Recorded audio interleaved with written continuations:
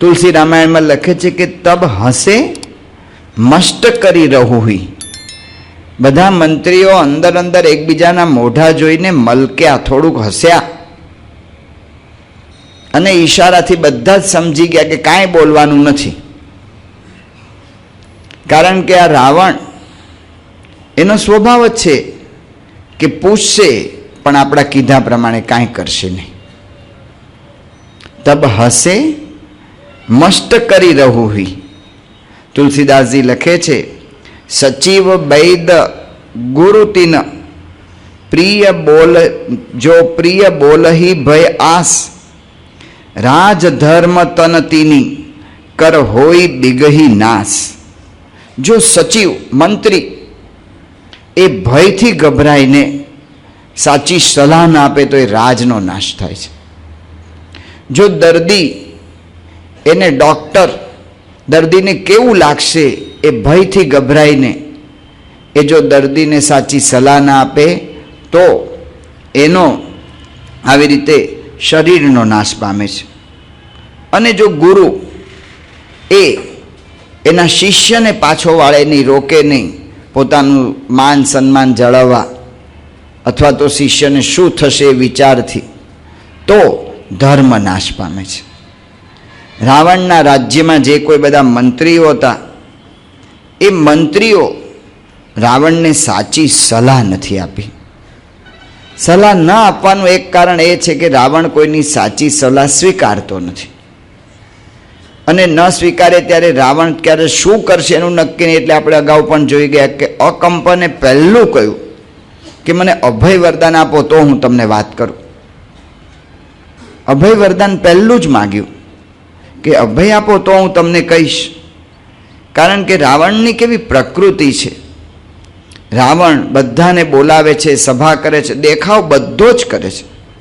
આજની ભાષામાં વાત કરીએ તો મીટિંગ કરે છે. ઘરના બધા જ સભ્યોને અથવા તો પોતાની સાથે કામ કરતા બધા જ સભ્યોને એ બોલાવે છે.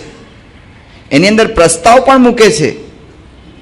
અને પ્રસ્તાવ મૂક્યા પછી પોતે પોતા જે ગોઠવીને આવ્યો છે, જે પોતે નિર્ણય કરીને આવ્યો છે, એ મુજબ જ કરવાનો આગ્રહ રાખે છે. ત્યારે એના મંત્રીઓ શું કરે જ્યારે આવું થાય, ત્યારે ઘરમાં આવું થાય ત્યારે એના સભ્યો શું કરે, એ બધા આ સ્વભાવને જાણીને એ બોલતા નથી પણ અંદરથી સહકાર નથી આપતા. અંદરનો સહકાર તૂટી જાય છે. માણસના હાથ ખરીદી શકાય, હૈયું ખરીદી શકાતું નથી. ને કામ કરવામાં વધારે એ હૈયું કામ કરે છે. જો ઉત્સાહ હોય, બળ હોય, માણસને અંદરથી લાગણી હોય તો ગમે એવું કામ પાર પડી શકાય છે. તો એટલા માટે આ બધા હસ્યા અને કહ્યું કે આને આપણે કંઈ કહેવા જેવું નથી. અંદરથી બધા ચૂપ રહ્યા અને કશું કંઈ બોલ્યા નહીં. એ વખતે વિભીષણે કહ્યું કે મને એવું લાગે છે કે રામ કંઈ સામાન્ય પુરુષ નથી. એ જીતેન્દ્રિય છે, બુદ્ધિમાં પ્રવીણ છે, માટે એની સાથે વેર બાંધવું એ યોગ્ય નથી. અને આમ જોઈએ તો રામે આપણું બગાડ્યું તું શું? જો આપણે એમ કહેતા હોઈએ કે શૂર્પણખાને ને આવી રીતે નાક કાન કાપી નાખ્યા અને ખરદૂષણને મારી નાખ્યા, પણ શૂર્પણખા એની પત્નીને મારવા જાય તો માણસ એને રોકે કે નહીં? ખરદૂષણનું 14,000નું સૈન્ય એક માણસની સામે લડવા જાય, આવો અન્યાય થતો હોય ત્યાં ઓલો માણસ પોતાના સ્વરક્ષણ માટે કંઈ પ્રયત્ન કરે કે નહીં? એટલા માટે મને એમ લાગે છે કે સીતાને જે લાવ્યા છીએ એ ખોટું છે. સીતાજીને પાછા સોંપી દેવા જોઈએ, નહીતર પુત્ર પરિવાર સાથે આપણે જીવતા નહીં રહી શકીએ. આપણા પ્રપિતામહ પુલત્સ્ય ઋષિ, એમણે પણ એમના એક સેવક દ્વારા કહેવડાવ્યું છે કે આ પરસ્ત્રીનું જે હરણ થયું છે આપણા કુળમાં એ યોગ્ય નથી. આ વાત જ્યારે સાંભળી ત્યારે રાવણ એ અતિશય ગુસ્સે થઈ ગયો. સભાને બરખાસ્ત કરી નાખી. પોતાનાથી વિરુદ્ધ કોઈ મત આપે ને એનાથી જીરવી જાય એવું નથી. આપણે વાત કરતા હતા રામનું કુટુંબ માણસનું કુટુંબ, આદર્શ માનવ કુટુંબ. સુગ્રીવ અને વાલીનું કુટુંબ વાનર કુટુંબ. આ રાવણનું કુટુંબ છે કઈ રીતે વર્તે છે. કોઈ વાત સ્વીકારવાની નહીં, અને આવું થાય ત્યારે ગુસ્સે થઈને બધી વાત બંધ કરી દેવાની. રાવણ ગુસ્સે થયો, સભા બરખાસ્ત થઈ ગઈ. વિભીષણના માર્ગે માલ્યવાને પણ આ જ સલાહ આપી હતી, પણ માલ્યવાન ચૂપ થઈ ગયા રાવણનો ગુસ્સો જોઈને. બધા જ મંત્રીઓને બધા જતા રહ્યા, પણ વિભીષણ એક એવા હતા કે એને હતું કે ના, સાચી વાત તો કરવી જ જોઈએ. મિત્રનું લક્ષણ જ એ છે કે પોતાના હિતની વાત, એના મિત્રના હિતની વાત એનું ખોટું લગાડીને પણ કહે. એટલે પાછા વિભીષણ ત્યાં પધાર્યા, રાવણના પગે પડ્યા અને રાવણને કહ્યું કે હે ભાઈ, તું થોડો વિચાર કર.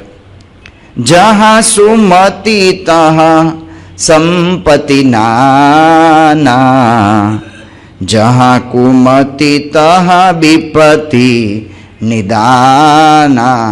જ્યાં સુમતિ છે ને એ જ સંપત્તિ છે, અને કુમતિ છે ને એ જ વિપત્તિ છે. અંદરથી જ બધું સુખ કે દુઃખ અનુભવવાનું છે. એટલે સંપત્તિનું સુખ જો કુમતિ હશે તો જરાય નહીં આવે. માટે સુમતિ એ જ સંપત્તિ છે. માટે તમે કંઈક વિચાર કરો. તમે શત્રુને મિત્ર માનો છો ને મિત્રને શત્રુ માનો છો. તમારું જે હિતની વાત કરે ને તમે અહિત માનો છો. હું તમારું પગ પકડું છું ને હું તમને કહું છું કે સીતાજીને પાછા સોંપી દો. આ જોઈને રાવણ અતિશય ક્રોધિત થઈ ગયો. તું મારા રોટલા ખાય છે, મારા આધારે જીવે છે અને મારી વિરુદ્ધ બોલે છે. આ લોકની અંદર ભાઈઓને જ ઈર્ષા થતી હોય છે. તને મારી ઈર્ષા થાય છે, મારો રાજ વૈભવ તારાથી સહન થતો નથી, એટલા માટે તું આવી રીતે મને સલાહ આપ્યા કરે છે. એમ કહીને રાવણ એટલો બધો ગુસ્સે થઈ ગયો કે રાવણે વિભીષણને લાત મારી. તોય વિભીષણ રાવણના પગ પકડતા રહ્યા ને એને સમજાવતા રહ્યા કે હું તમને સાચી સલાહ આપું છું કે તમે સીતાજીને પાછા સોંપો. આ જોઈને મહાદેવજીએ પાર્વતીજીને કહ્યું, ઉમા સંત કઈ યહી બડાઈ, મંદ કરત જો કરઈ ભલાઈ. હે ઉમા, હે પાર્વતીજી, સંતની આ જ વિશેષતા છે કે મંદ એ પોતે એનું ખરાબ કરે તો પણ સંત એનું ભલું જ કરે છે. આ સંતનું લક્ષણ, સંતનું સંતત્વ છે. શ્રીજી મહારાજે 500 પરમહંસોને કહ્યું, એની પરીક્ષા કરતા હતા. પછી પ્રભુજી બોલ્યા, આપણે બહુ બહુ સહ્યું, જેમ જેમ આપણે ક્ષમા કરી તેમ તેમ દુષ્ટે દુઃખ દયું. તમે જેમ જેમ સંતો સહન કરો છો એમ એમ તમને ગામડાઓમાં બાવા વૈરાગીઓ મારી મારીને તમને દુઃખ જ આપે છે. માટે શું કરવું હવે? આજ પછી એક મારું વચન હૃદયે ધારવું, દુષ્ટ આવે જો મારવા તેને થોડું ઘણું ડરાવવું. મહારાજ કે થોડા ફૂંફાડા રાખો. આ સંતો ભગવાન સ્વામિનારાયણના રદગત અભિપ્રાયને પામેલા હતા. એમણે મહારાજને કહ્યું, ત્યારે તે સંત બોલ્યા, મહારાજ નહીં કહો એમ, ભૂંડા ભૂંડાઈ નવ તજે તો ભલા ભલાઈ તજે કેમ. ખરાબ માણસો એનો ખરાબ સ્વભાવ છોડતા નથી તો સારા માણસો, સજ્જન માણસો, સાધુ પુરુષો શા માટે એની સાધુતા છોડે? ભૂંડા ભૂંડાઈ નવ તજે તો ભલા ભલાઈ તજે કેમ. ઉમા સંત કી યહી બડાઈ, મંદ કરત જો કરહી ભલાઈ. ત્યારે પ્રભુજી બોલ્યા, ધન્ય ધન્ય ધન્ય સંત તમે, જડ ભરત કદર જેવા ક્ષમાવાન ઓળખ્યા અમે. મહારાજ કે છે, હે સંતો, તમને ધન્ય ધન્ય ધન્ય છે. 3 વાર ધન્યવાદ. કોણ આવું કરે? જે કોઈ ખરાબ કરે એના પ્રત્યે સારો વર્તાવ કરવાનો વિચાર કોણ કરે? જો જૂના સાવર ગામમાં ગુણાતાન સ્વામીને સંતોને ઢોર માર માર્યો. સંતો ગામની બહાર જઈ ન શકે એવી પરિસ્થિતિ થઈ. લથડતા લથડતા બહાર તો નીકળ્યા ગામની, પણ પાદર આગળ બેસી જવું પડ્યું એક ખેતરમાં. ખેતરના ખેડૂતને ખબર પડી કે આ રાજાએ અમારા ઉગા ખુમાણે આવો માર મરાવ્યો છે સંતોને, તો એને ભગવાન વાંજ્યો જ રાખે ને. પછી તો ગુણાતીતાનંદ સ્વામી આ વાત સાંભળીને સંતોને કહ્યું કે સંતો, આખી રાત આમ દુઃખના સિસકારા બોલાવતા આપણે પસાર કરશું એ ઠીક નથી. આ રાજાને ઘેર દીકરો નથી, આપણે બધા આખી રાત ઊંઘ તો આવવાની જ નથી, તો ભજન કરો, પ્રાર્થના કરો કે રાજાને ઘેર દીકરો થાય. અને રાજાને ઘેર જીવડો ખુમાણ દીકરો થયો, એ સત્સંગી થયો. ભૂંડા ભૂંડાઈ નવ તજે તો ભલા ભલાઈ તજે કેમ, મંદ કરત જો કરઈ ભલાઈ. મંદ ગમે તે કરે પણ એ તો ભલું જ કરે. યોગીજી મહારાજ ટ્રેનમાં જતા હતા અને ફર્સ્ટ ક્લાસમાં બેઠા હતા. હરિભગત સાથે હતા, પણ કંઈક હરિભગત સ્ટેશન ઉપર કંઈક પાણી બાણી પીવા નીચે ઉતર્યા. ટ્રેન ઉપડી એટલે પછી એ ડબ્બામાં તો ચડી ના શક્યા. જે ડબ્બો હાથમાં આવ્યો એમાં ચડી ગયા હશે. ટીસી આવ્યો, ટિકિટ લાવો. યોગી મહારાજ કહે કે ટિકિટ છે પણ અમારા હરિભગત પાસે છે, નહીં હમણાં ઉતર્યા હતા, કોઈક બીજા ડબ્બામાં ચડી ગયા છે એટલે હવે આપશે તમને. પછી આવા ને આવા બધા ભેગા થયા છો, હરામના રોટલા ખાવા છે ને આમ ને તેમ ને કેટલું બધું બોલી ગયા. યોગી મહારાજ તો બહુ દયાળુ પુરુષ, સ્વામિનારાયણ સ્વામિનારાયણ. બીજું સ્ટેશન ના આવ્યું ત્યાં સુધી બોલ્યા અડધો કલાક જેવું. યોગી મહારાજ માળા ફેરવતા રહ્યા. સ્ટેશન આવ્યું, ઓલા હરિભગત આવી ગયા, ડબ્બામાં ચડ્યા. બાપા કે ગુરુ અમને ટિકિટ બતાવો. ટિકિટ બતાવી, ઓલો ટીસી ભોંઠો પડી ગયો કે મેં શું કહ્યું આ સાધુ. યોગી મહારાજની પાસે આવ્યો કે મેં તમને આ ખોટું કરી દીધું, મેં તમને બહુ બોલ્યો. યોગીજી મહારાજ એને ધબ્બો માર્યો ને કહ્યું કે જાઓ બડા સાહેબ હો જાયગા, અને ખરેખર મોટા સાહેબ થયા. જો આ યોગીજી મહારાજ, આ પ્રમુખ સ્વામી મહારાજ. મંદ કરત જો કરઈ ભલાઈ. વિભીષણે એની ભલું જ કર્યું અને ત્યાંથી નીકળીને કહ્યું કે તમારી ઈચ્છા, તમે જ્યારે આ નથી માનતા ત્યારે હવે તમારો પક્ષ મારાથી નહીં રાખી શકાય. અને વિભીષણ એ ત્યાંથી નીકળી ગયા અને નીકળીને રામ ભગવાન પાસે આવી ગયા. રાવણના દરબારમાં 3 પ્રકારના મનુષ્યો છે. એક તો એવા રાક્ષસો છે કે જે પોતાનો સ્વાર્થ હોય ને ત્યાં સુધી રાવણની સાથે રહેશે, ને સ્વાર્થ પટશે એટલે રાવણની સાથે નહીં. અને બીજા એવા છે માલ્યવાન જેવા કે જે સાચી વાત કરે ખરા પણ ન સ્વીકારે તો મૂકી દે, પાછા મદદ તો ખોટી વાતને જ કરે. એની વાત આપણે આગળ કરશું. અને ત્રીજા એવા છે કે વિભીષણ, જે સત્યને જ પકડી રહે અને સત્યની પુષ્ટિ પોતાના પ્રાણને જોખમમાં મૂકીને પણ કરે. જે સૈદ્ધાંતિક થાય, જે આદર્શને પકડે, ભગવાન અને સંતને આદર્શ રાખીને જે પકડે ને એની ઉપર ભગવાનની કૃપા થાય. વિભીષણે ત્યાગ કરી દીધો પોતાનો, ભલે સગો ભાઈ હોય તો પણ એમણે ત્યાગ કરી દીધો. અને ત્યાગ કરીને વિભીષણ પોતે જ્યાં ભગવાન રામચંદ્રજી અને બધા વાનર સૈન્ય એકઠું થયું છે ત્યાં પધાર્યા. આકાશમાંથી વિભીષણે બૂમ પાડીને કહ્યું કે હું રાવણનો ભાઈ વિભીષણ મારા સગા સ્નેહીનો ત્યાગ કરીને રામને શરણે આવ્યો છું. ત્યારે બધા વાંદરા એકદમ ચોંકી ગયા. ભગવાન રામચંદ્રજીને આ વાત કરી. ભગવાન રામચંદ્રજી કહ્યું ચલો બધા આપણે ભેગા થાવ. ભેગા થઈને આપણે નક્કી કરીએ કે શું કરવું જોઈએ. જો આ રામની પ્રકૃતિ ને રાવણની પ્રકૃતિ, જે ઘરની અંદર રામ રાજ્ય સ્થાપવું હોય ને એમાં બધાનો મત લઈ અને પછી નિર્ણય લેવામાં આવે. જે ઘરમાં રાવણ રાજ્ય સ્થાપવું હોય ને એમાં પોતે જ કોઈને પૂછ્યા વગર બધું કર્યા કરે. ભગવાન રામચંદ્રજીએ બધાને ભેગા કર્યા, બધાને સલાહ આપવાનું કહ્યું. સુગ્રીવ, જાંબાન બધા મોટા મોટા વાંદરાઓ ભેગા થયા અને બધાએ કહ્યું, કેટલાકે સલાહ આપી કે એના પર શંકાની નજરે જોવું, ભલે રાખવો પણ એની પાછળ જાસૂસ મોકલવો. કેટલાય કહ્યું કે આના પર વિશ્વાસ જ નહીં રાખવાનો અને પકડીને તરત જેલમાં જ પૂરી દેવાનો. ત્યારે રામચંદ્ર ભગવાન બધાએ કહ્યું ત્યારે હનુમાન કંઈ બોલતા નથી. હનુમાનજીને કહ્યું કે તમે કંઈક કહો, કારણ કે તમે બુદ્ધિશાળી છો. ત્યારે હનુમાનજીએ કહ્યું કે હું જે કંઈ કહું છું ને એ મારી બુદ્ધિ, એની મારી વાક ચતુરતા એ પ્રદર્શિત કરવા માટે હું તમને નથી કહેતો.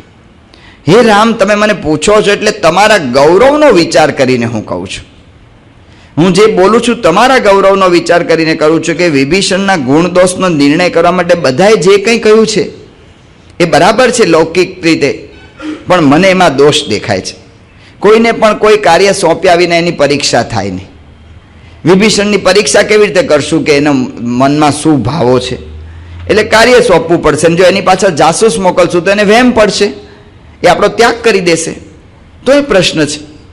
એટલે એના કરતાં એવું કરવું જોઈએ કે ચતુર માણસો માણસને બોલવા પરથી જ ઓળખી જાય છે. જે રીતે એ વિનંતી કરે છે એ રીતે એનામાં મને સચ્ચાઈ દેખાય છે. અને આમ તો એ બધું તો અમારા વિચાર છે, પણ તમારી પાસે તો કોઈ પણ આવે ને તો તમારો સ્વભાવ જોતા એમ લાગે છે કે તમે સૌ કોઈને સ્વીકારો. આ હું તમારો મત છે ને એ જોઈને તમને કહું છું. જો આ હનુમાનજીનો જવાબ, બધા પોતપોતાની રીતે પોતાની બુદ્ધિથી જવાબ આપે છે. હનુમાનજી રામની રુચિને અભિપ્રાય જાણીને જવાબ આપે છે. સેવક એ જ હોય, પછી એ ભરતજી હોય કે હનુમાન હોય, એ યોગીજી મહારાજ હોય કે પ્રમુખ સ્વામી મહારાજ હોય, એ એમના ગુરુની ભગવાનની અનુવૃત્તિ જાણીને વર્તે એ સેવક. ભગવાન રામચંદ્રજીએ કહ્યું કે બધાએ સારો મત આપ્યો છે, પણ હું મારો સ્વભાવ તમને બધાને કહું. ભગવાન કહે છે કે સકૃદેવ પ્રપન્નાય તવ અસ્મિ ઇતિ ચ યાચતે અભયમ સર્વભૂતેભ્યો દદામી એતદ વ્રતમ મમ. મારી એ પ્રતિજ્ઞા છે, મારું વ્રત છે, ગમે એવો હોય પણ એક વખત મારી પાસે આવીને જો અભયદાનનો વિચાર કહેતા કે હું તમારે શરણાગત છું, મને અભય આપો, મને નિર્ભય કરો એમ માગે ને તો ભગવાન કે છે હું અભય આપી દઉં છું. જો નર હોય ચરાચર દ્રોહી, ચરાચરનો દ્રોહ કરનારો હોય, આવે સભય શરણ તકી મોહી, અને મારી શરણે જો આવે તજી મોદ મોહ કપટ છલ નાના કરવું સદ્ય તેહી સાધુ સમાન. એને હું સાધુ સમાન ગણી લઉં. ભગવાનને આશરે, ભગવાન કહે છે મારે આશરે એક વખત આવે બસ. છલ અને કપટને છોડીને એ જો નિર્મલ મન જન સો મોહી પાવા, મોહી કપટ છલ છિદ્ર ન ભાવા. કપટ છળને છોડીને એક વખત મારે આશરે આવે, કશું ભલે ગમે એટલું પાપ કર્યું હોય, પણ એક વખત જો મારે આશરે આવે ને તો એના બધા જ પાપ ધોઈને એને હું નિર્ભય કરી નાખું છું. કેટલી કૃપા! શરણાગત પાપ પર્વતમ ગણયિત્વા ન તદીય સદ્ગુણમ. શરણાગતના પાપના પર્વત હોય તો પણ એનો જરાય એ અવગુણને પોતાને નજરમાં નથી લાવતા.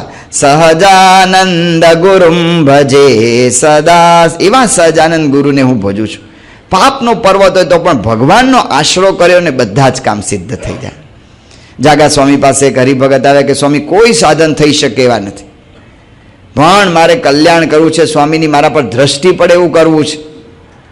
જાગા સ્વામી એને યુક્તિ બતાવી, એને વાત કરી કે તારે જો દ્રષ્ટિ તમારે જો પાડવી હોય તો એક કામ કરો, સ્વામીના થઈને રહેજો. એ કેવી રીતે થાય? જાગા સ્વામી કહ્યું કે મંગળા આરતીમાં સ્વામી અહીંથી ઉતરે છે મંદિરેથી, ત્યારે તમે સ્વામીના પગ પકડજો અને સ્વામીને કહેજો કે હું તમારો. એ વખતમાં મંગળા આરતીમાં ખાલી ઠાકોરજી આગળ સામાન્ય દીવા થાય, મંદિરમાં તો બધું અંધારું હોય. ગુણાતાન સ્વામી નીચે અંધારામાં ઉતર્યા, ચોકમાં ઓલા હરિભક્તે પગ પકડી લીધા. સ્વામી કહ્યું કે કોણ? કે સ્વામી હું તમારો. એને નામ ના આપ્યું કે હું ફલાણો ભાઈ ઢીકણો ભાઈ, પોતાનો જરાય અહમ ના રાખ્યો. સ્વામી હું તમારો. સ્વામી કે કોણ છો? સ્વામી હું તમારો. કોણ છો ભાઈ તમે? સ્વામી હું તમારો. સ્વામી કે ઓહો હો, તું પ્રકૃતિ, તું તારા ઘરનો નહીં, ગામનો નહીં, દેશનો નહીં, રાજ્યનો નહીં, પૃથ્વીનો નહીં, ઇન્દ્ર ચંદ્ર બ્રહ્મા કોઈ દેવતાનો નહીં, પ્રકૃતિ પુરુષ સુધી કોઈનો નહીં, તું મારો. જા તારું કલ્યાણ કરી નાખું છું. તવ અસ્મિતિ ચ યાચતે. તમારો છું. અભયમ સર્વભૂતેભ્યો. ભગવાન રામે કહ્યું કે એને આપણે સ્વીકારી લઈએ અને એમનો સ્વીકાર થયો. હવે લંકાની અંદર કેવી રીતે જવું એની ચર્ચા થઈ અને એમાં નક્કી કરવામાં આવ્યું કે સમુદ્રને કહેવું. સમુદ્રને પૂછ્યું, 3 દિવસ સુધી ભગવાન રામચંદ્રજી ધ્યાનમાં બેઠા, પણ સમુદ્રે કાંઈ જ જવાબ ન આપ્યો. ત્યારે ભગવાન રામચંદ્રજી ઊભા થયા અને ધનુષ્ય ચડાવ્યું. કારણ કે પહેલાં આટલું બધું સમજાવ્યું ને હવે નથી માનતો, તેને દંડ નીતિ અનુસરવું પડશે. અને જે ધનુષ્ય ચડાવ્યું, સમુદ્ર ગભરાઈ ગયો, માફી માગી અને એણે ઉપાય સૂચ્યો કે આ નલ અને નીલ જે વાંદરા છે ને તમારી સાથે, એ વિશ્વકર્મા થકી થયેલા છે. એની આગળ આવડત છે, એટલે એને કહો એટલે એ તમને પુલ મારા પર બાંધી આપશે, તો એનાથી તમારે સરળતા થઈ જશે. નલ અને નીલ નાના હતા ત્યારે બહુ તોફાન મસ્તી કરતા હતા. ઋષિઓના આશ્રમમાં જઈને ઋષિઓની તુંબડીઓ, પત્તર, પૂજાના વાસણો એ બધું લઈ લઈને કૂવામાં નાખી દે. ને કૂવામાં ડબક જેવો અવાજ આવે એમાં એને કંઈક રાજી થતા હશે. પણ ઋષિઓ ક્યાંથી રોજ નવા નવા વાસણ ગોતે? નાના વાંદરા એટલા નાજુક, એટલે એના પર આમ કંઈ શાપ આપવાનો સંકલ્પ ન થાય કે આને શું કરવું બિચારાને. દયાળુ પ્રકૃતિ. પછી ઋષિઓએ ધાર્યું કે આપણે કરીએ, એનું પણ કંઈ બગડે નહીં ને આપણું એ કંઈ બગડે નહીં.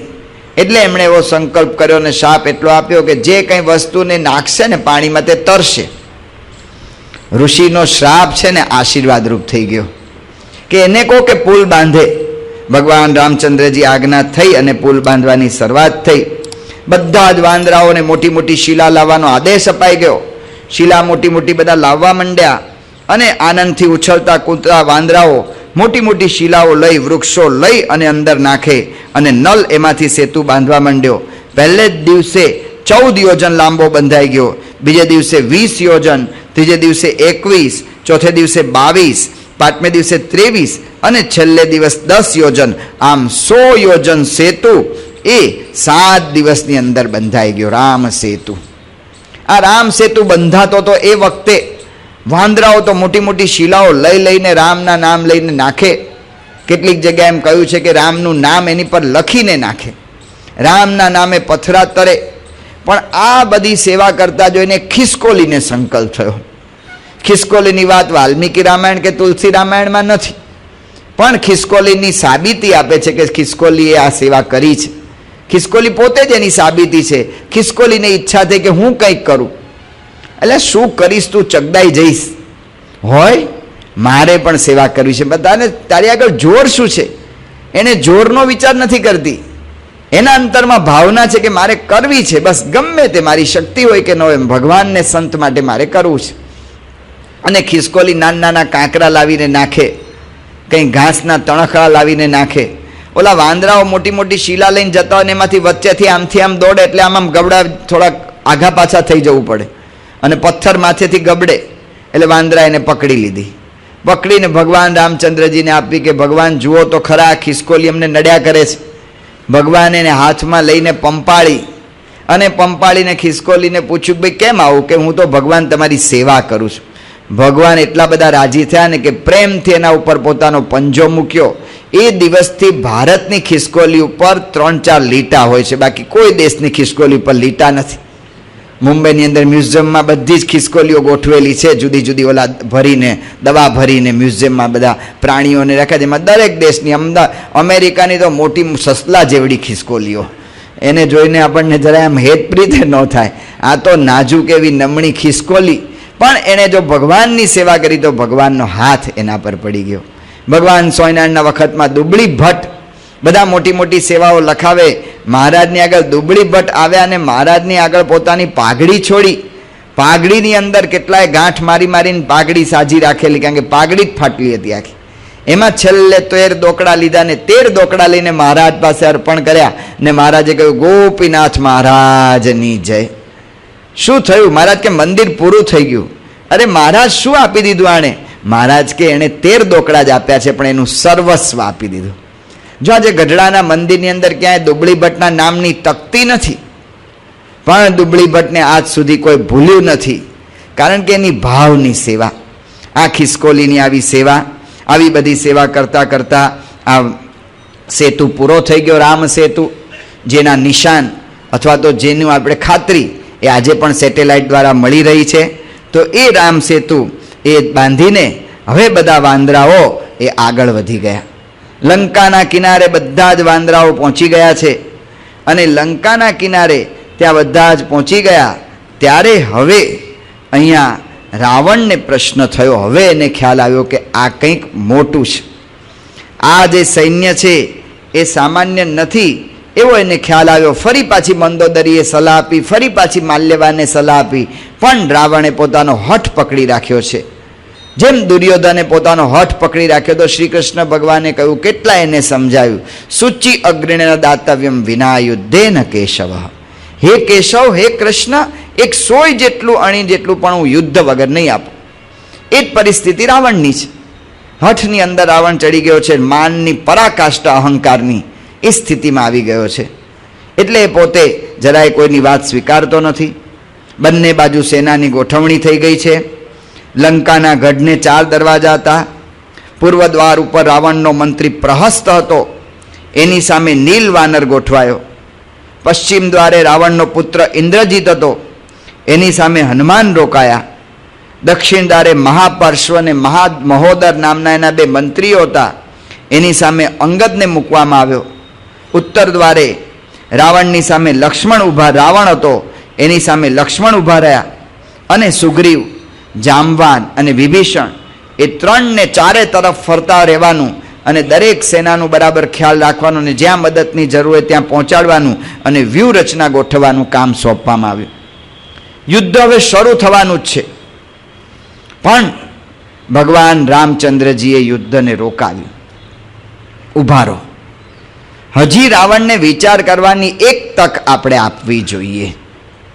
એટલે રામચંદ્રજીએ અંગદને કહ્યું કે અંગદ, તમે અમારા દૂત તરીકે ત્યાં જાઓ અને તમે રાવણને હજી સમજાવો, હજી વાત કરો કે જો હજી સીતાને સોંપી દેતો હોય તો આપણે યુદ્ધ નથી લડવું અને આપણે આ બધા જ રાક્ષસોને કોઈને હેરાન કરવા નથી. જો આ રામચંદ્રજીનો વિચાર છેલ્લી ઘડી સુધી પ્રયત્ન કરે. શ્રી કૃષ્ણ ભગવાને પહેલા વિદુર, પહેલા તો આનો ધ્રુપદનો દૂત ગયો, ધ્રુપદનો દૂત ત્યાં ગયો પણ એનું કંઈ માન્ય ન રાખ્યું. સંજય આવ્યો, સંજયને સમજાવ્યો, એનું પણ માન્ય ન રાખ્યું દુર્યોધને. ત્યારે ભગવાન પોતે જ દૂત જેવું હલકું કામ કરવા માટે તૈયાર થયા અને ત્યાં ગયા અને ભગવાને પ્રયત્ન કર્યો. આટલી વિષ્ટી થઈ તેમ છતાં પણ દુર્યોધનનું મન ન માન્યું. એ જ પરિસ્થિતિ આ રાવણની અંગદને જ્યારે મોકલવામાં આવ્યો. અંગદ જ્યારે ગયો ત્યારે અંગદે રાવણને કહ્યું કે હું રામનો દૂત છું, વાલીનો પુત્ર છું. રાવણે વાલી વિશે અંગદને પૂછ્યું કે વાલી ક્યાં ગયો છે? ત્યારે અંગદે કહ્યું કે વાલી તો ક્યારનોય મરી ગયો છે અને હવે તારો વારો છે. કારણ કે રાવણે પહેલેથી જ જે ભાષા વાપરી હતી એટલે અંગદે એની સામે એવી જ ભાષાઓ વાપરી કે હવે તારો વારો છે. રાવણ ગુસ્સે થઈ ગયો. જેમ જેમ રાવણ ગુસ્સે થાય એમ અંગદ એને કટાક્ષ મારતો જાય. રાવણને અંગદે પૂછ્યું કે તું કયો રાવણ છે? મારા બાપની બગલમાં ભરાઈ રહ્યો તો એ જ રાવણ તું છો? તું કયો રાવણ? બલિરાજા પાસે ગર્વ કરતો ગયો તો ને હિરણ્ય કશ્યપના ઘરેણા પણ ઉચકી ન શક્યો, એ રાવણ તું છે? કાર્તવીર્ય સહસ્ત્રાર્જુન, એણે તને જેલમાં રાખેલો, એ રાવણ તું છે? યાદ રાખજે, આ વાનરો કોઈ ઓછા નથી. હનુમાનનું બળ તો તે જોયું જ છે અને જો મારું બળ, એમ કરીને અંગદે પોતાના હાથ રાવણના દરબારમાં પછાડ્યા. કહેતા કે હાથને આવી રીતે શરીર ઉપર બરાબર ઠપકાર્યા અને એ એટલા બધા ઠપકાર્યા એનાથી જે ધ્રુજારી થઈ તે રાવણના 10 મુગટ પડી ગયા. 10 મુગટ પડી ગયા. રાવણ નીચે ઉતરીને બધા મુગટ વીણવા લાગ્યો. અંગદે એના 4 મુગટ લઈને ભગવાન શ્રી રામ તરફ ફેંક્યા. તુલસી રામાયણ લખે છે કે એની રાજનીતિ રાવણની બધી જ લઈ લીધી. કહેતા કે દંડ, સામ, દામ, દંડ અને ભેદ એ ચારે રાજનીતિના અંગોએ ખેંચી લીધા. રાવણ પાછો મુગટ પહેરીને બેસી ગયો. અંગદે કહ્યું કે રાવણ, બહુ તારી વાતોને વીરતાની વખાણ ના કર. ચલો હું તમને બધાને આહ્વાન આપું છું. આ સભાની અંદર આ પગ સ્થિર રાખીને હું ઊભો છું. એમ કરીને પગ પછાડીને એણે સભામાં મૂક્યો. મારો પગ હટાવી દો. રામના બળે હું કહું છું કે મારો પગ કોઈ પણ હટાવી દો. જો મારો પગ હટાવી શકશો ને તો અમે અહીંથી પાછા હાર માનીને જતા રહેશું. રાવણે જોયું, બધા જ મંત્રીઓ રાવણની સામે જોવા માંડ્યા. રાવણે એના મંત્રીઓને આદેશ આપ્યો. એક એક પછી એક મંત્રીઓ બધા આવ્યા. મહોદર, મહાપાર્શ્વ, પ્રહસ્ત, આવા એક એક પછી એક બધા મંત્રીઓ આવ્યા. પણ તરૈન કિસ ચરણ એહી ભાતી, કોઈ એમના પગને ખસવી ન શક્યા. કારણ કે રામનો આ બળ છે, આ અંગદનું બળ નહોતું, રામનું બળ હતું. એટલે એનો પગ ખસી ન શક્યો. પગ ખસી ન શક્યો ત્યારે પછી ઇન્દ્રજીતને મોકલ્યો. ઇન્દ્રજીત મહાયોદ્ધો હતો. ઇન્દ્રજીત પણ પગ ન ખસવી શક્યો એટલે રાવણ પોતે ઊભો થયો. અંગદે કહ્યું કે આવ આવ રાવણ, તારા મારા ક્યાંથી એવા આવો ભાગ્ય કે તું મારા ચરણ પકડે? આના કરતા તો રામના ચરણ પકડ તો તું ઘણો સુખીઓ થઈ જઈશ. રાવણ શરમાઈ ગયો ને પાછો બેસી ગયો અને અંગદે કહ્યું કે કોઈ મારો પગ ખેંચવી શકતા નથી. હવે યુદ્ધ જાઓ, તમારા જેવા કાયરો છો એને તો યુદ્ધ જ બરાબર છે. એમ કરીને અંગદ ભગવાન શ્રી રામચંદ્ર પાસે આવી ગયા. ગુણાતાન સ્વામી ત્રીજા પ્રકરણની 16મી વાતમાં કહ્યું કે અંગદે રાવણની સભામાં પગ રોપ્યો હતો, એમ ભગવાન સ્વામિનારાયણે આ પૃથ્વી પર પધારીને પંચ વર્તમાન રૂપી પગ રોપ્યો છે. આ પંચ વર્તમાન રૂપી પગ રોપ્યો છે ને એટલે એને કોઈ ખેસવી શકે એમ નથી. પંચ વર્તમાન, નિષ્કામ, નિર્લોભ, નિસ્વાદ, નિસ્નેહ અને નિર્માન, આ પંચ વર્તમાન રૂપી પગ ભગવાન સ્વામિનારાયણ રોપ્યો છે એટલે એને લીધે કોઈ દિવસ આ સંપ્રદાયને, આ સંસ્થાને કોઈ ખેસવી શકતા નથી. નિયમ અને ધર્મ એ બે શબ્દ વપરાય છે. તો પંચ વર્તમાન એ ધર્મ છે અને નિયમો એના બધા કેટલાય છે. દાખલા તરીકે મારે કોઈ પણ એવી અશ્લીલ વસ્તુ અથવા તો ખરાબ વસ્તુથી આકર્ષિત ન થવું એ મારો ધર્મ છે, અને એ ધર્મ જાળવવા માટે ટીવી ન જોવું એ મારો નિયમ છે. નિષ્કામ વર્તમાન, સ્ત્રી સંબંધી કોઈ પણ જાતના વિચાર ના આવે એ મારો ધર્મ છે, અને એના માટે મારે સ્ત્રીઓ સાથે શ્રવણમ, કીર્તનમ, કેલી, પ્રેક્ષણમ, ગુહ્ય ભાષણમ, સંકલ્પ, અધ્યવસાયશ્ચ, ક્રિયા નિષ્પત્તિરેવ ચ, આ 8 પ્રકારે સ્ત્રીનો ત્યાગ રાખવો એ મારો ધર્મ, એ મારો નિયમ છે. ધર્મ ને નિયમ જો પ્રમુખ સ્વામી મહારાજની અંદર બે દેખાય છે. ઘણી વખત નિયમ હોય પણ ધર્મ ન પણ હોય. મુક્તાનંદ સ્વામીના આખ્યાનમાં આપણે જોયું, મુક્તાનંદ સ્વામી જ્યારે બાવાની પાસે ગયા, કલ્યાણદાસ પાસે પિત્તળની કોપીન પહેરે અને દૈહિક કંઈ ક્રિયા કરવી હોય તો એને તાળું વાસી રાખ્યું હોય તો કોક ખોલી આપે ત્યારે ક્રિયા થઈ શકે. આટલો બધો નિષ્કામ ધર્મ બતાવતા હતા. મુક્તાનંદ સ્વામીને થયું કે આની પાસે રહીએ તો બ્રહ્મચર્ય સિદ્ધ થાય ને તો ભગવાનને મળાય. કલ્યાણદાસને વાત કરી. કલ્યાણદાસ કે ભાઈ રાતે આવજે. રાતે આવ્યા. મુક્તાનંદ સ્વામીને કહ્યું કે જો આ બધો દેખાવ છે, નિષ્કામ ધર્મ પડાય એવું જ નથી. એક વખત 40 વર્ષ પહેલા ઉજ્જૈનના પાદરમાં એક બાઈએ લટકું કરીને મને કાશીનો રસ્તો બતાવ્યો હતો ને, એ રોજ હજી સપનામાં આવે છે. આ બધો દેખાવ છે. જો નિયમ હતો પણ ધર્મ નહોતો. ઘણી વખત નિયમ હોય, અમે 814 સંતો, 12 સંતો બધા જ નિયમ બરાબર પાડે છે નિષ્કામ ધર્મનો, પણ નિષ્કામ ધર્મની યથાર્થતા તો છે ને સ્વામી જેવા ને મોટેરા સંતો એ પાડી શકે છે યથાર્થ. તો એટલા માટે નિયમ અને ધર્મ બે જુદી વસ્તુ છે. પ્રમુખ સ્વામી મહારાજમાં બે દેખાય છે. પ્રમુખ સ્વામી મહારાજને જ્યારે આંખનું ઓપરેશન હતું, સ્વામી કે ભલે મને મોતિયામાંથી બધાએ કહ્યું કે બાપાએ કહ્યું મને બાહ્યો સ્પર્શે. બાપા તમે તો બેભાન થઈ ગયા હશો, ત્યારે સ્પર્શેમાં શું વાંધો? બાપા કે હું સભાનો કે બેભાનો, બહેનો મને સ્પર્શવા ન જોઈએ. જ્યારે બાપાને કહ્યું કે બાપા પણ હવે અહીંયા તો આ નહીં ચાલે, તો તમારે બાપા કે કાંઈ વાંધો નહીં, આપણે ઓપરેશન નથી કરાવવું. પણ આ ઓપરેશન નહીં કરાવો તો તમારે મોતિયો પાકી ગયો છે ને હવે ઝામર થઈ જશે, આંખ જશે. શું કે ભલે હું આંધળો થયો પણ નિયમના ભોગે મારે નથી કરવું. પ્રમુખ સ્વામી મહારાજને ત્યાં પછી ઓપરેશન કરવા માટે અચિન સરને વાત કરી. જો દ્રઢતા નથી હોતી, દ્રઢતા જોઈને રે એની મદદ કરે મુરારી. પ્રમુખ સ્વામી મહારાજની આ દ્રઢતા જોઈને અચિન સરને વાત કરી. ડૉક્ટર અચિન સરને કહ્યું કે ઓકે, હું મેલ નર્સ રાખી દઈશ, હું પુરુષ નર્સો રાખીશ ને પ્રમુખ સ્વામી મહારાજ માટે એની વ્યવસ્થા કરવા. આ નિયમમાં સારધાર, જાનના ભોખે પણ નિયમ ન મૂકે. પણ નિયમ નથી મૂકતા પણ એની અંદર કોઈ દિવસ એમને સ્ત્રીનો સંકલ્પ નથી થતો, એ એની વિશેષતા છે. ટ્રિનિડાડની અંદર સ્વામીને પૂછ્યું કે કોઈ દિવસ સ્ત્રીનો કાંઈ અનુભવ, કાંઈ સંકલ્પ? સ્વામી કે ત્રિકાળમાં એ નહીં. જો આ ધર્મ છે, નિષ્કામ ધર્મ, નિર્લોભ ધર્મ. પ્રમુખ સ્વામી મહારાજ એ પોતે એક પણ પૈસાનો ઉપયોગ પોતાને માટે કરતા નથી. પૈસા પોતે આખી સંસ્થાના ધણી છે, પણ એમના નામે એક ખાતું નથી, એમના નામે એક પૈસો આજે સંસ્થામાં મળે નહીં. આપણે પહેલાં વાત કરી હતી, ટ્રેનમાં સ્વામી જતા હતા યોગી શતાબ્દી પછી, એક પૈસો સાથે નહોતો. એ જ ત્યાં થયું. સ્વામી બાપા ત્યાંથી માંઝાથી આવ્યા અહીંયા દારેસદામ, અને એ વખતે ત્યાં શિનિયાંગા ને બાજુ ત્યાં હીરાની ખાણો છે, તો ત્યાંથી લોકોને એવા સમાચાર મળ્યા કે આ લોકો હીરા બીરા કંઈક લઈને ઉપાડીને જાય છે. કસ્ટમના માણસો, કસ્ટમના માણસોએ બધા જ સંતોના પોટલા જોયા, પૂજાઓ જોઈને પૂજાની ડબ્બી ઓલી કંકુની હતી એ ઠલવીને જોઈ કે ક્યાંક હીરા નાખી દીધા હોય. બધું જોયું, એક પણ વસ્તુ મળી નહીં. ઓલા બધા નવાઈ પામી ગયા. કસ્ટમના અધિકારી એક કે વાંધો નહીં, કોઈ અમારા હીરા બીરા તો ન મળ્યા, પણ અમને નવાઈ એ લાગે છે કે કોઈ સામાન્ય મુસાફર હોય ને, ગરીબ મુસાફર, તો એ $75 તો પોતાની સાથે રાખે કે કાંઈક એને ગાડી ભાડું કંઈક જરૂર પડે. એક પૈસો તમે રાખતા નથી, કઈ રીતે મુસાફરી કરો છો? જો આ નિર્લોભી વર્તમાન, આ તો છે જ, નિયમ તો નિર્લોભીનો છે, પણ એમના અંતરમાં એક પણ વસ્તુ વધારે વાપરવીને એની વૃત્તિ નથી, એ એનો ધર્મ.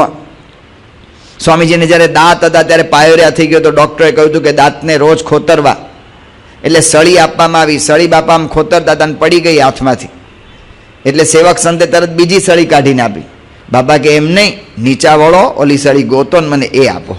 પણ સ્વામી 100 રૂપિયાની 100 સળી આવે છે, 1 પૈસા, અને 1 રૂપિયાની 100 સળી આવે છે, 1 પૈસાની 1 સળી છે. સ્વામી કે ભલે 1 પૈસાની, પણ ઠાકોરજીના પૈસા છે ને. જો આ ધર્મ, એક પણ પૈસાનો બગાડ પોતાને માટે કરતા નથી. રાતના પોતાના લેન્સ કાઢે એના માટે જે ટીશ્યુ વપરાય છે એ ટીશ્યુ ઓશિકા નીચે દબાવી રાખે છે, અને સવારે લેન્સ પહેરે ત્યારે એ જ ટીશ્યુનો ઉપયોગ કરે છે. પરદેશમાં ટીશ્યુ તો સંડાસમાં વાપરે છે. પ્રમુખ સ્વામી મહારાજ એક પૈસાનો પોતાને માટે ઉપયોગ કરે. આ નિર્લોભી ધર્મ, નિષ્કામ, નિર્લોભ, નિસ્વાદ. સ્વામીજી લંડનની અંદર પ્રતિષ્ઠા કરવા ગયા હતા અને પત્તર બરાબર સમય ન પહોંચી શક્યા તો સ્વામી ઊભા થઈ ગયા ભાણા પરથી. બાપા આજે થાળીમાં જમી લો ને. સ્વામી કે ન જ જમાય, ઊભા થઈ ગયા. પત્તર નહોતું આવ્યું. એટલે આ નિસ્વાદનો નિયમ છે. પત્તરમાં તો બધા જમતા હોય, પણ એમાંય સ્વાદ આવતો હોય. પ્રમુખ સ્વામી મહારાજ જમતા હતા અને કાકડી કડવી હતી. સ્વામી એક શબ્દ બોલ્યા નહીં, જમી જ ગયા, કંઈ પ્રશ્ન નહીં. અમદાવાદની અંદર રોટલી ગરમ ગરમ કરીને બાપાને બધી જમાડી. જમી રહ્યા પછી સેવકો જમવા બેઠા. સેવકોને કરકર લાગ્યા કરે. તપાસ કરી કે ક્યાંથી કરકર આવે છે. એમાં ખબર પડી કે રોટલીમાંથી કરકર આવે છે. એ વખતે ઓલી ઘરમાં દળવાની ઘંટીઓ નવી શરૂ થઈ હતી. આ લગભગ 77-78નો પ્રસંગ છે. નવી ઘંટીઓ શરૂ થઈ હતી. તે ઓલા હરિભગતને કે નવી ઘંટી આવેલી, તે ઘઉં તરત દળીને આપી ગયેલા. પહેલાં 1-2 ઘાણ કાઢીને પછી અપાય, કે ઓલી બધી ઘંટીમાં જે કચર રહી ગયો ને આવે નહીં. તરત લોટ આપી ગયેલા ને એ લોટની રોટલી બાંધેલી અને રોટલી કરેલી, અને એ રોટલી પ્રમુખ સ્વામી જમ્યા. એક શબ્દ સ્વામી બોલ્યા નથી. એ શું જમે છે ને એનો જ એને ખ્યાલ નથી. નિસ્વાદ, નિસ્નેહ. કોઈ દિવસ પોતાના સગા સ્નેહીને કોઈને મદદ કરે નથી. આજે સ્વામીશ્રીનો ભત્રીજો, સગો ભત્રીજો, એ ભરૂચ બાજુ ઓલો છગડો, ઓલો શું ટેમ્પો ચલાવે છે. બાકી એક માણસને રાજકારણની અંદર કોઈક સત્તા પર આવે એના બધી આખી જ્ઞાતિ સુખી થઈ જાય. પ્રમુખ સ્વામી મહારાજનું જો એક પણ હોય એનું આવી રીતે કંઈ કે ચલો અમારો આપણો સગાવાલાને એને કંઈક ગાદી આપી દે ને એને કંઈક એને પણ સંત બનાવી દે ને આમ કરીને, એવું કંઈ જ નહીં. આ પ્રમુખ સ્વામી મહારાજ એના પોતાના સંબંધીનો તો કોઈ સંબંધ નથી રાખતા, પણ પ્રમુખ સ્વામી મહારાજ જ્યાં જાય ને ત્યાં અતિશય જોડાય, અને જ્યારે નીકળે ને ત્યારે પછી એને વિસરી પણ જાય. આ અગત્યનું છે.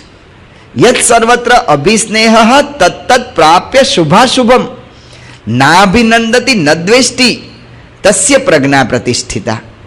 અતિશય જોડાય, અને જોડાય ત્યારે આપણને લાગે હો સ્વામી તો મહેસાણાના જ છે, પણ મહેસાણાથી સ્વામી હિંમતનગર જાય તો હિંમતનગરના એમ લાગે કે અમારા જ છે ને, ત્યારે હિંમતનગર યાદ ન કરે. આ તો એક જગ્યાએથી બીજી જગ્યાએ જઈએ છીએ ને અમે, ત્યાર પછી સવારના ઉઠીએ ને ત્યારે પહેલાં યાદ કરવું પડે ક્યાં છીએ, કારણ કે ઓલું મનમાં જ ભમતું હોય મહેસાણા. અહીં 15 દાડા રહ્યા ને એટલે મનમાં ભમે, પછી અહીંથી જશું સારંગપુર ત્યારે 10-15 દાડા એનો પાછો આધાર રહેશે, એનું ઓલું મનમાં ને મનમાં રહેશે. પ્રમુખ સ્વામી મહારાજને કંઈ યાદ જ નથી રહેતું. વિસ્મૃતિ, નિસ્નેહ. આવા પંચવર્તમાનનો પગ જેણે રોપ્યો હોય, નિર્માણ વર્તમાન, એને હું પણ જ નથી. 6 અબજની વસ્તીમાં પૃથ્વીમાં કોઈ એવો મનુષ્ય નહીં હોય કે જે હું ન બોલતો હોય. હું ઓલા ટેલિફોનની અંદર તપાસ કરવામાં આવી અમેરિકામાં કે કયો શબ્દ વધારે બોલાય છે, કે હું તો આવી જ જાય. અત્યાર સુધીના પ્રમુખ સ્વામી મહારાજના બધા જ પ્રવચનો રેકોર્ડ થયા છે, અને રેકોર્ડ થયેલા પ્રવચનોને જુઓ, તપાસો. જો એમાં હું નીકળે ને તો આપણે ગુલામ થઈ જવું. 6 અબજની વસ્તીમાં કોઈ દિવસ એમને વિચાર જ નથી આવતો હું મેં કર્યું, મારાથી થયું, કશું એક શબ્દ જ નહીં. મારો અનુભવ છે ને હું તમને કહું છું તમે આ કરો જ, એવું પણ નહીં. ક્યારેય પણ હું પણ આવતું નથી. જેણે આવી રીતે પંચવર્તમાન બરાબર પાડતા હોય ને એનો પગ કોણ ખેસવી શકે. એટલા માટે સ્વામી અક્ષરબ્રહ્મ ગુણાતાન સ્વામી દ્વિશતાબ્દી મહોત્સવમાં બોલ્યા હતા કે આ BAPS સંસ્થા એને તોડવા માટે ઘણા પ્રયત્ન થયા, પણ એના પાયાના એની દિવાલની એક ઈંટ તો શું, એક કાંકરી પણ કોઈ ખસવી શક્યું નથી, કારણ કે પંચ વર્તમાન આજ્ઞા ને ઉપાસના પર આ સંસ્થા ઊભી છે. આ સંસ્થા ભગવાનની આજ્ઞા ઉપર ને ઉપાસનાનો પગ અહીંયા દ્રઢ થયેલો છે, એટલે એની અંદર કોઈ વિઘ્ન આવતું નથી. એટલે સ્વામીએ કહ્યું કે અંગદે પગ રોપ્યો એ કોઈ ખેસવી શક્યું નહીં. અંગદ પાછા આવી ગયા અને હવે યુદ્ધ નિશ્ચિત થઈ ગયું, યુદ્ધ શરૂ થઈ ગયું છે. વાંદરોની પાસે કાંઈ જ સાધન નથી. વાંદરા પાસે સાધન ખાલી પથ્થર છે ને વૃક્ષ છે. પણ તુલસીદાસજી લખે છે કે વાંદરા પાસે ભૌતિક સાધન નથી, પણ રામની ભક્તિ રૂપી મહાન શસ્ત્ર લઈને ફરે છે. રાક્ષસો પાસે અનેકવિધ સાધનો છે, ઘણા બધા આયુધો છે. ઉત્સાહથી લડાઈ શરૂ થઈ ગઈ અને રાત્રિ પડી તો પણ યુદ્ધ ચાલુ રહ્યું. રાવણનો પુત્ર ઇન્દ્રજીત એનો રથ ભાંગી નાખ્યો, એના સારથીને અશ્વો બધાને મારી નાખ્યા. ઇન્દ્રજીત માયાબળથી તરત અદ્રશ્ય થઈ ગયો. અદ્રશ્ય થઈને એણે પોતી જાદુઈ વિદ્યા, કહેતા કે માયાવી વિદ્યા બધે ફેલાવી અને માયાવી વિદ્યાથી બાણ છોડવા લાગ્યો. વાનરોએ બહુ શોધ્યો કે આ ક્યાં છે, પણ મળે તો મારે ને, ક્યાં ભરાઈ ગયા છે આ ત્રાસવાદીઓ, દેખાય તો એને પકડાય ને. એટલે આ ઇન્દ્રજીત મળે જ નહીં, તો હવે કરવું શું? ત્યારે ઇન્દ્રજીતના બાણ એટલા બધા એણે માર્યા કે રામ અને લક્ષ્મણના દેહ પણ નાગપાસથી બંધાઈ ગયા. ભગવાન રામચંદ્રજી એ તો આવી રીતે પોતાના બળે, પોતાના ધર્મ બળે બહાર આવી ગયા. પણ લક્ષ્મણજી અને તુલસીદાસજી તો લખે છે કે દરેક વાંદરાઓ એ નાગપાસથી એમ તેમ બંધાયેલા રહ્યા. બધા જ નિસ્તેજ થઈ ગયા કે શું થશે. મારે બધા જામવાને કહ્યું કે ધીરજ રાખો. રામચંદ્રજી પણ મનુષ્ય લીલા કરવા માંડ્યા કે મારો ભાઈ લક્ષ્મણ ગયો, મારે શું યુદ્ધ લડ્યાનું પ્રયોજન. ત્યારે જામવાન વારંવાર ધીરજ બધાને આપતા રહ્યા. અને એ વખતે નારદજીની પ્રેરણાથી ગરુડજી પધાર્યા. જેવા ગરુડ પધાર્યા કે નાગપાસથી બધા મુક્ત થયા. ભગવાનની આ લીલા ચાલે છે. ઇન્દ્રજીતના નાગપાસમાંથી જ્યારે રામ અને લક્ષ્મણ મુક્ત થયા, આ સમાચાર રાવણે સાંભળ્યા કે રાવણ સમજી ગયો કે આ શત્રુ સામાન્ય નથી. એટલે એણે એના સૈન્યના સેનાપતિ ધુમ્રાક્ષને લડવા મોકલ્યો. ધુમ્રાક્ષના પ્રહારોથી વાનરો ગભરાઈ ગયા અને વાનરો નાસવા માંડ્યા. એટલે હનુમાનજી વાનરોની સહાયમાં આવી ગયા. બંને વચ્ચે સારું યુદ્ધ થયું અને ધુમ્રાક્ષનો મોક્ષ હનુમાને કર્યો, કહેતા કે એને મારી નાખ્યો. એટલે અકંપન નામનો એનો મંત્રી આવ્યો. અકંપન મરાયો. એટલે રાવણોએ ફરી પાછી બધા મંત્રીઓની સભા કરી અને ફરી બધાને કહ્યું કે હવે શું કરવું છે. ત્યારે મંત્રીઓ બોલ્યા, પ્રહસ્ત મુખ્ય બોલ્યો કે અમે તમને પહેલેથી વાતો કરી હતી, પણ તમે અમારી વાતો કોઈ સ્વીકારી નહોતી. હવે તમે અમને અનાજ ખવડાવ્યું છે એટલે અમે જઈએ છીએ, પણ અમે જાણીએ છીએ કે રામ સાચા છે. અને એમ કરીને એ બધી વાતો કરી. એટલે પ્રહસ્ત પછી લડવા આવ્યો. પ્રહસ્તનો વધ થયો એટલે રાવણ અકરાઈ ગયો. રાવણ પોતે જ લડાઈ યુદ્ધ મેદાનની અંદર આવી ગયો. રાવણે પોતાના બાણોથી કેટલાય વાંદરાઓને મારી નાખ્યા. વાનર સેના નાશ ભાગ કરવા લાગી. શંકર ભગવાન પાર્વતીજીને કહે છે, ભય આતુર કપી ભાગન લાગે. બધા આતુર થઈને એકદમ આર્તનાદ કરતા કરતા વાંદરાઓ ભાગવા લાગ્યા. યદ્યપી ઉમા જીત અહીં આગે, તો પણ ઉમા તમે શંકા ના કરતા, આ વાંદરાઓ જ જીતવાના છે.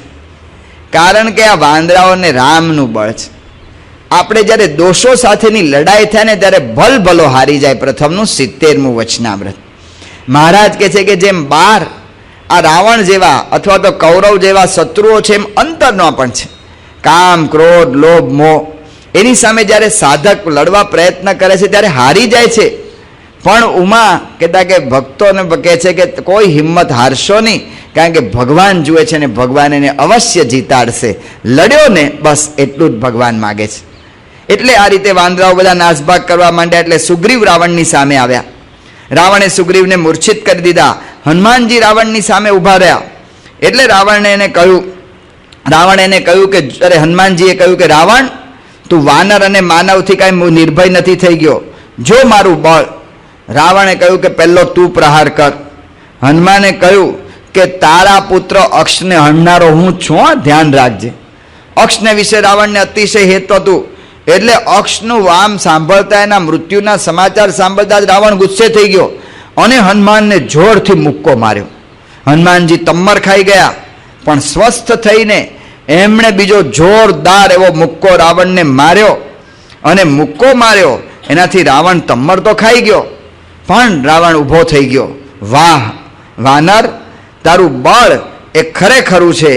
એમ શાબાશી આપવા માંડ્યો ત્યારે હનુમાને કહ્યું કે ધિક્કાર છે મને, મારા મુક્કો ખાધા પછી પણ તું જીવતો રહ્યો અને મને કેવા ઊભો રહ્યો. એમ થઈને ગુસ્સે થઈને હનુમાનજીએ રાવણને જોરથી મુક્કો, એટલે રાવણ ગુસ્સે થયો અને હનુમાનજીને એવો જોરથી મુક્કો માર્યો કે હનુમાનજી તમર ખાઈ ગયા. એટલે નીલ વચ્ચે પડ્યો. નીલ વચ્ચે પડ્યો અને નીલ એ રાવણ ઉપર ત્રાટક્યો. રાવણે અગ્નિ અસ્ત્ર છોડીને એને ઢાળી દીધો. એટલે લક્ષ્મણજી આવી ગયા. લક્ષ્મણ અને રાવણનું યુદ્ધ થવા માંડ્યું. રાવણે એમના બાણો બધા નિષ્ફળ બનાવી દીધા. એટલે એમનું ધનુષ્ય તોડી રાવણના બાણો લક્ષ્મણે નિષ્ફળ બનાવી દીધા. એટલે રાવણનું ધનુષ્ય તોડી નાખ્યું લક્ષ્મણે. એટલે રાવણે દિવ્યાસ્ત્ર છોડ્યું. દિવ્યાસ્ત્રથી લક્ષ્મણજી મૂર્છિત થઈ ગયા. રાવણ એને ઊંચા કરીને લઈ જવા માંગતો તો ઉપાડવા ગયો, પણ રામની શક્તિથી લક્ષ્મણનું એટલું બધું વજન થયું કે રાવણ એને ઉપાડી ન શક્યો. એટલી વારમાં તો હનુમાનજી જે તમ્મર ખાઈ ગયેલા એ ઊભા થઈને તરત ત્યાં આવી ગયા અને દોડતા જઈને લક્ષ્મણને પોતાના ખભા પર લઈ લીધા અને રાવણને જોરથી મુક્કો માર્યો અને લક્ષ્મણને લઈને રામ પાસે આવી ગયા. રામ પછી રાવણની સામે આવીને ઊભા રહ્યા. રામે અનેક બાણોથી રાવણના બાણ નિષ્ફળ કર્યા. એના સારથી એના અશ્વને રથને તોડી નાખ્યો અને છેવટે એની છાતીમાં જે એવું એક બાણ માર્યું કે રાવણ તમ્મર ખાઈ ગયો. તમ્મર ખાઈ ગયો અને તમ્મર ખાધેલો જોયો એટલે રામે રાવણને કહ્યું કે જા, તું છે ને થાકેલો છે અને થાકેલા તને મારવામાં કે અમારી વીરતા નથી, જા તારો વધ નથી કરતો. શરમથી નીચું માથું નાખીને રાવણ લંકામાં જતો રહ્યો. એના ગર્વનું ખંડન થયું ને રાવણ અતિશય ક્રોધિત થઈ ગયો. એણે વિચાર કર્યો કે હવે આને પહોંચી નહીં વળાય, એટલા માટે કંઈક કરવું પડશે. એટલે પોતાના ભાઈ કુંભકર્ણને જગાડવાનો વિચાર કર્યો. જો આ રાવણનું કુટુંબ, રાવણ કોઈની સલાહ સ્વીકારતો નથી, કોઈનું માનતો નથી, એટલે શું પરિસ્થિતિ થાય છે. એના ઘરની અંદર આટલું મોટું વિઘ્ન આવ્યું છે, આટલી મોટી લડાઈ થઈ રહી છે, તેમ છતાં પણ એનો ભાઈ ઊંઘી રહ્યો છે. એને એમ નથી કે મારા ભાઈ પર આટલી બધી વિપત્તિ આવી તો ચાલો કંઈક મદદ કરીએ, કારણ કે પહેલા કોઈ દિવસ એનો સહકાર લીધો નથી, એની કોઈ વાત સ્વીકારી નથી, એટલે ઊંઘી રહ્યો છે. એવા કુટુંબની અંદર પછી વાંદરા જેવા સામાન્ય આવે તો પણ એ કુટુંબ નાશ પામે જ, કારણ કે અંદર કોઈને સહકાર નથી. પ્રહસ્તે જ કહ્યું કે અમે તમારા માટે લડશું, તમે અમને ખવડાવ્યું છે એટલા માટે લડશું, બાકી બીજું કોઈ અમને જોર નથી. વાંદરાઓની અંદર બળ એક તો એ છે કે રામ અમારા છે, કારણ કે રામ એને સાચવે છે, એને જાળવે છે, એની નાની મોટી બધી ખબર અંતર પૂછે છે ને એના મતને પણ જાણીને એ મુજબ વર્તવા પ્રયત્ન કરે છે. વાંદરાઓને રામના ચારિત્ર્યથી રામનો મહિમા છે કે રામ સદગુણી છે. રાવણના ચારિત્રથી કોઈને મહિમા નથી રાવણની એવી પ્રકૃતિ કે બધાને સાચવવા રાખવા કરવા. અને એટલા માટે કુંભકર્ણ ઊંઘતો હતો. કુંભકર્ણને ઉઠાડવા માટે રાવણે મોટી સેના મોકલી. વાલ્મીકી રામાયણમાં આવે છે કે પ્રવેશદ્વાર ગુફાની અંદર સૂતો તો એના પ્રવેશદ્વારમાં પ્રવેશ કરવો પડે.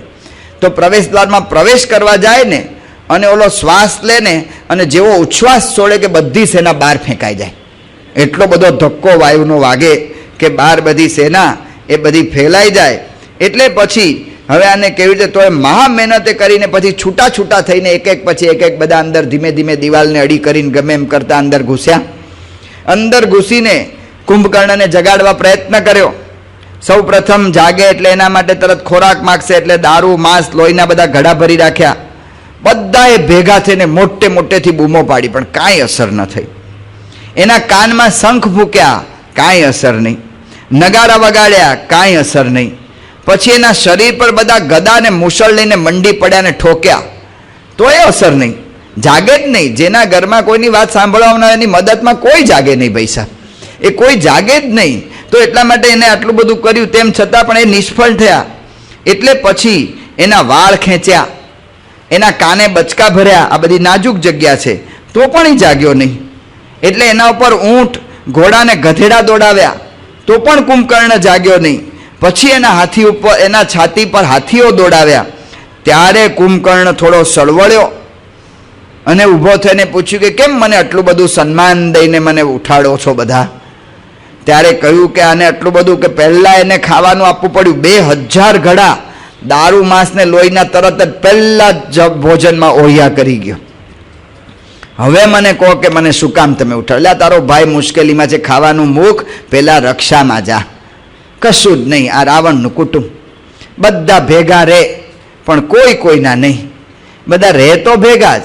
રાવણને ત્યાં આવી રીતે પછી કુંભકર્ણને પૂછ્યું કે શું છે? ત્યારે રાવણે કહ્યું કે આ મુશ્કેલી આવી છે.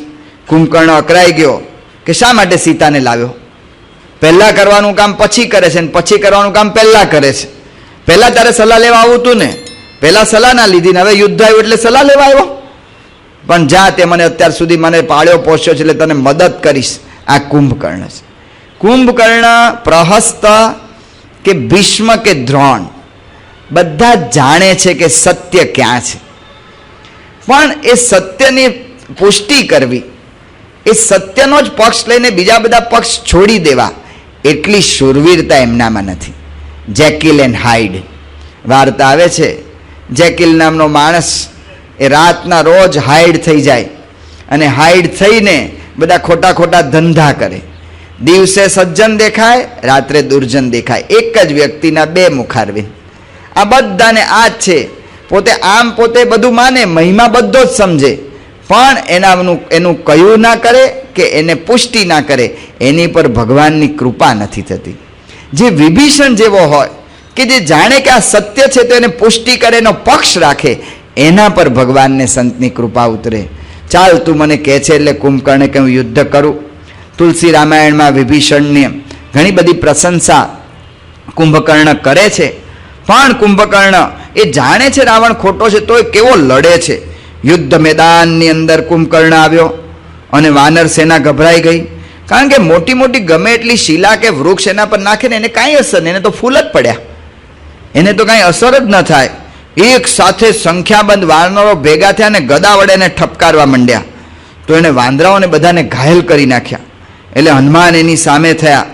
હનુમાન એની છાતી ઉપર શૂલ ફેંકી તો હનુમાનને પણ એને ઘાયલ કરી નાખ્યા.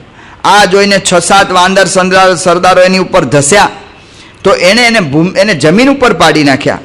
સેંકડો વાનરો કુંભકર્ણ પર તૂટી પડ્યા, એને નખ અને દાંત વડે ઘાયલ કરવા માંડ્યા. તો કુંભકર્ણ બધા વાંદરાઓને પકડીને મોઢામાં મૂકવા માંડ્યો. અને વાંદરાઓ પણ એવા હોશિયાર હતા કે મોઢામાંથી સીધા પેટમાં પડે ને કૂદકો મારીને કાનમાંથી બહાર નીકળે. આ વાને કેવી રીતે કુંભકર્ણને આપણે મારવો? સુગ્રીવે એક બહુ મોટી શિલા લીધી અને શિલા લઈને કુંભકર્ણ પર ફેંકી તો એની છાતી સાથે અથડાઈને શિલા ચૂરેચૂરા થઈ ગઈ, પણ એની છાતીને કંઈ થયું નહીં. કુંભકર્ણે સુગ્રીવ ઉપર શૂલ ફેંક્યું, હનુમાને વચ્ચેથી એને પકડીને ભાંગી નાખ્યું. એટલે ક્રોધે ભરાઈને સુગ્રીવ ઉપર કુંભકર્ણે એક પર્વતની શિલા ફેંકી અને એનાથી સુગ્રીવ બેભાન થઈ ગયા. એટલે જાણ્યું કે આ મુખ્ય વાંદરો છે. એટલે કુંભકર્ણે તરત જ સુગ્રીવને ઉપાડીને બગલમાં લઈ અને તરત દરબારની અંદર એના લંકામાં ગયો. લંકામાં જેવો કુંભકર્ણ સુગ્રીવને લઈને આવ્યો એટલે લોકો એકદમ પ્રસન્ન થઈ ગયા. અને કુંભકર્ણ પર ફૂલ વરસાવ્યા, ગુલાબ જળ પડ્યું જાણે. એટલે સુગ્રીવ બેભાન હતા એ જાગી ગયા. અને સુગ્રીવ જાગી ગયા, એમણે જોયું કે હું ક્યાં છું, કે હું કુંભકર્ણના હાથમાં ફસાઈ ગયો છું. તરત જ આંચકો મારીને એના બગલમાંથી કૂદી પડ્યા. નખ અને દાંત વડે કુંભકર્ણના નાક અને કાન ચીરી કુંભકર્ણે એને જમીન ઉપર પછાડ્યા. તો ચપળતાથી જેવા પછાડ્યા ને એવો કૂદકો મારીને કિલ્લાની બહાર નીકળી ગયા. અને સુગ્રીવ બહાર આવી ગયા. કુંભકર્ણને થયું કે આ લોકોએ ફૂલ ન નાખ્યા હોત તો સારું હતું. આ મૂર્ખ જેવા લંકાવાસીઓ, માનવ જાણે મેં કર્યું કરતલ બીજો કોઈ, આદરે અધૂરા રહે ને હરી કરે સો હોય. કુંભકર્ણ પાછો એકદમ ગુસ્સે થતો લડવા માટે આવી ગયો અને એકદમ યુદ્ધ મેદાનમાં આવ્યો. આ વખતે તો એ ભાન જ ભૂલી ગયો. હવે તો જે આવે એને પકડીને ખાય. માણસ આવે તો વાંદરો આવે તો વાંદરો, કે રાક્ષસ આવે તો રાક્ષસ, ભાન ભૂલી ગયો અને એને એવી રીતે કરવા માંડ્યો. રામે એને મારવા માટે પ્રયત્ન કર્યો, એની છાતી પર જોરથી બાણ નાખ્યું. એનાથી એના હાથમાં રહેલી ગદા તૂટી ગઈ, નીચે પડી ગઈ. એટલે બધાને મુક્કાથી મારવા માંડ્યો. લક્ષ્મણની સલાહથી 6-7 મોટા વાંદરાઓ એના માથા પર ચડી ગયા કે એને પાછો પાડીએ. તો એણે માથું એવું ધૂણાવ્યું ને કે 7 વાંદરા પાછા પડી ગયા નીચે. એટલે રામચંદ્રજી ત્યાં કુંભકર્ણની સામે ગયા. ત્યારે કુંભકર્ણે કહ્યું કે રામ, હું કબંધ નથી, હું મારીચ નથી, હું વાલી નથી કે હું વિરાધ નથી. મને મારું સહેલું નથી. અને રામે પણ અનુભવ કર્યો, કેટલાય બાણો મારે પણ આ પાછો જ ન પડે, ઢીલો જ ન પડે. એટલે રામને નવાઈ લાગી. રામે એક બાણથી એનો ગદાવાળો હાથ તોડી નાખ્યો. તો એટલે પછી બીજા હાથે ઝાડ લઈને બધાને જોડવા માંડ્યો. તો પછી રામે એનો બીજો હાથ કાપી નાખ્યો, તો મોઢું પોળું કરીને બધાને ખાવા લાગ્યો. રામે એના પગ તોડી નાખ્યા, તો પણ એવી રીતે અસંખ્ય બાણોથી એનું મોઢું ભરી દીધું, એના પગ કાપી નાખ્યા. તોય ઢસડાતો આગળ વધવા માંડ્યો. રામે જોયું કે આને નહીં મારી શકાય. કુંભકર્ણ જેવા અસુરોને મારવા માટે તો બ્રહ્મદંડ જ જોઈએ. અને બ્રહ્મદંડ રામે નાખ્યું. જેવું બ્રહ્મદંડ છોડ્યું કે કુંભકર્ણનું માથું કપાયું. કોઈનાથી હાર્યો નહોતો. એ કુંભકર્ણ રામના હાથે મર્યો. જેવો કુંભકર્ણ મર્યો કે વાંદરાના બધાના મુખારવિંદ એકદમ હાસ્યથી પ્રફુલ્લિત થઈ ગયા. વાલ્મીકીજી લખે છે કે સવારના પોરમાં જેમ કમળો ખીલી ઉઠે ને એમ વાંદરાના મુખ બધા ખીલી ઉઠ્યા. કુંભકર્ણ મરાતા પહેલી વાર રાવણને દુઃખનો અનુભવ થયો. અરે રે, મેં વિભીષણનું વચન ન સ્વીકાર્યું, એનું અપમાન કર્યું, એનું ફળ મને આ મળ્યું. પહેલી વાર રાવણે રડવાનું શરૂ કર્યું ને મૂર્છિત થઈ ગયો. રાવણને મૂર્છિત થયેલો જોઈને કુંભકર્ણના આવી રીતે રાવણને ત્રિશરા નામનો એમનો પુત્ર એ અંદર પડ્યો, એને મારી નાખ્યો. દેવાંતક, અરાંતક, અતિકાય આ બધા કુંભકર્ણના પુત્રો બધા અંદર પડ્યા. અને જ્યારે આ બધા અંદર પડ્યા ત્યારે નરાંતકને અંગદે, દેવાંતકને હનુમાને, મહોદરને નીલે અને ત્રિશરાને હનુમાને માર્યો. પણ અતિકાય કુંભકર્ણ જેવો જ હતો. કુંભકર્ણ જેવું જ એણે વીરતા દેખાડી ત્યારે લક્ષ્મણજીએ એના ઉપર બ્રહ્મદંડ છોડ્યું અને અતિકાયને મારી નાખ્યો. આમ બધા મોટા મોટા યોદ્ધાઓ, મોટા મોટા સેનાપતિઓ જ્યારે મરવા માંડ્યા એ વખતે હવે રાવણને થયું કે હવે કાંઈક કરવું પડશે. એટલે એણે એના દીકરા ઇન્દ્રજીતને પ્રોત્સાહન આપ્યું કે તું કાંઈક કર. એટલે ઇન્દ્રજીત એ પોતે નિકુંભલા દેવી પાસે ગયા. નિકુંભિલા દેવી એ કંઈક લંકાની હશે કોઈ મોટી દેવી. એ નિકુંભિલા દેવી પાસે ગયો ને એણે હવન કર્યું, યજ્ઞ કર્યો અને મંત્ર વડે બધા જ આયુધોને અભિમંત્રિત કરી દીધા. ઇન્દ્રજીત એને બલિ આપ્યું અને બલિ આપી એટલે અદ્રશ્ય થવાની શક્તિ એનામાં આવી ગઈ. અદ્રશ્ય થવાની શક્તિ લઈને ઇન્દ્રજીત રણ મેદાનની અંદર ઉપડ્યો. અને રણ મેદાનમાં ઇન્દ્રજીત જ્યારે ગયો ત્યારે એટલી બધી બાણ વર્ષા કરી, ક્યાંથી ઊભો રહીને કરે છે દેખાય જ નહીં. એટલી બધી બાણ વર્ષા થઈ કે રામ પણ એ લાચાર બનીને સહન કરવા માંડ્યા. રામ પણ મનુષ્ય ચરિત્ર કરવા માંડ્યા. રામે લક્ષ્મણને કહ્યું કે આની સામે આપણે કંઈ જ કરી નહીં શકીએ, ક્યાં છે દેખાતો નથી. ત્યારે બંને જણને એટલું બધું મૂર્છિત થઈ ગયા. અને મૂર્છિત થયા અને રામ અને લક્ષ્મણ બંને મૂર્છિત થઈ ગયા.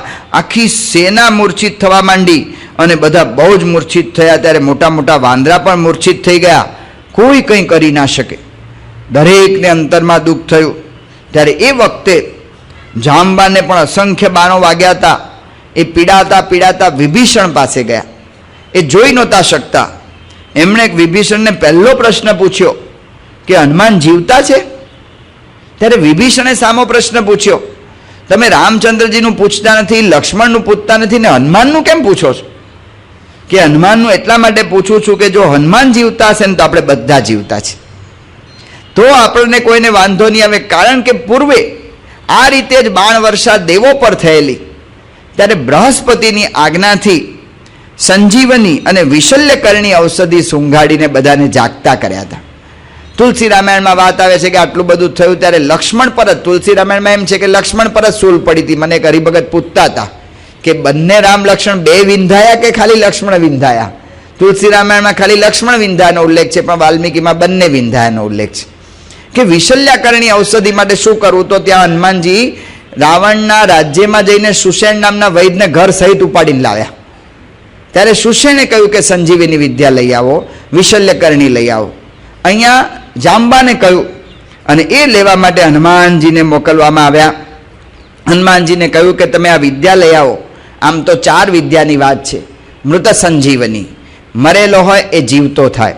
વિશલ્યકરણી, એના શરીરમાંથી બધા જ આ રીતે શલ્ય કહેતા કે ઘા બધા રૂઝાવી દે.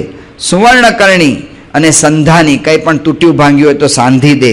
તો એટલા માટે એ ઋષભ કે કૈલાસ પર્વત પરથી તમને મળશે, માટે જાઓ જલ્દી. અને આજ્ઞા થતાં જ હનુમાન કૂદ્યા અને પર્વત અને લંકા બધા જ ધ્રુજી પડ્યા. હનુમાન હિમાલય તરફ પહોંચ્યા ત્યારે ઔષધિએ વિચાર્યું કે આપણને ખેંચી જશે, એટલે બધી ઔષધિઓ છુપાઈ ગઈ, ખબર ના પડે કે આમાં કઈ વિશલ્યકરણી છે ને કઈ સંજીવની છે. હનુમાનજી ગુસ્સે થઈ ગયા કે રામનું કામ કરવા તત્પર નથી થતી. કાંઈ વાંધો નહીં, પર્વત આખો જ ઊંચકી લીધો, ત્યાં જઈને શોધી લેશે બોલો વૈદ કે કઈ કઈ વિદ્યા કઈ કઈ ઔષધિ છે. એટલે આખો પર્વત ઊંચકીને હનુમાનજી પોતે